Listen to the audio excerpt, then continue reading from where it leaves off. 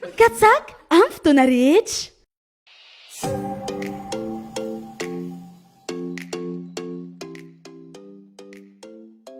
Andalam-pandaminana ny fampiarana ireo fepetra rehetra tokony ampiarana ahafahan'ireo mpianatra miverina an-tsekoly ireo tompon'andraikitra.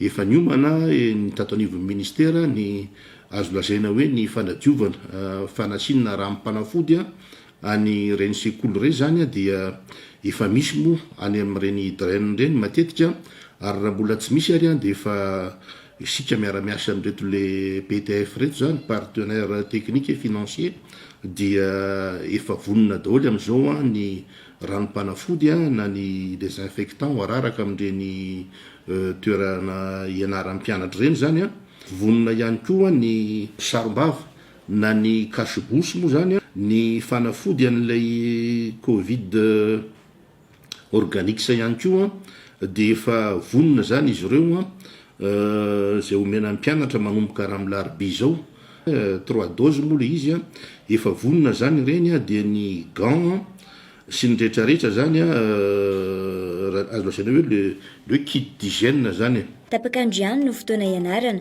araka ny nambara ny tompon'andraikitra.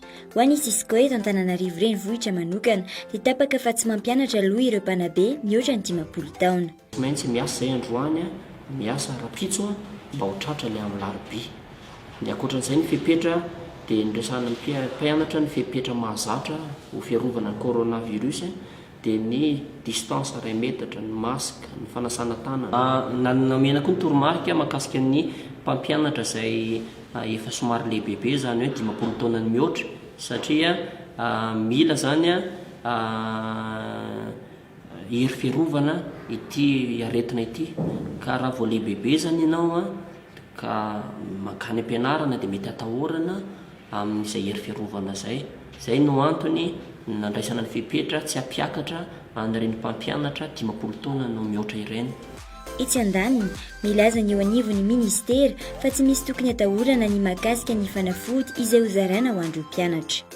Tadiditsika tsara angamba fa taloha dia misy an'ireny atao hoe fanafody zay nanaovana misy hoe action préventive zany, na ohatrany hoe hierovana fanafody fierovana na azo hitsaboana ihany koa, ohatran'ireny tamin'ny andron'ny vakinina taloha reny. Ty zany dia mitovitovy amin'izay na dia mbola tsy marary ary ny mpianatra dia afaka misotro an'izy io ary tsy misy effet secondaire izy io, ohatran'ireny misotro tambavy reny ihany. Efa nampiarina izy io tamin'ny ady faharoa na ny sinoa aza na tonga an'ireny vokatra tsara tany amin'izareo reny dia mbola nampiasa ny tambavy io ihany koa zany ankoatran'ny fanafody hafa zany fa dia zay zany no ohatrany hoe ahafahana mitompo teny fatratra amin'izao fotoana izao fa tsy misy ahina mihitsy zany ny fampiasana an'izy io zany.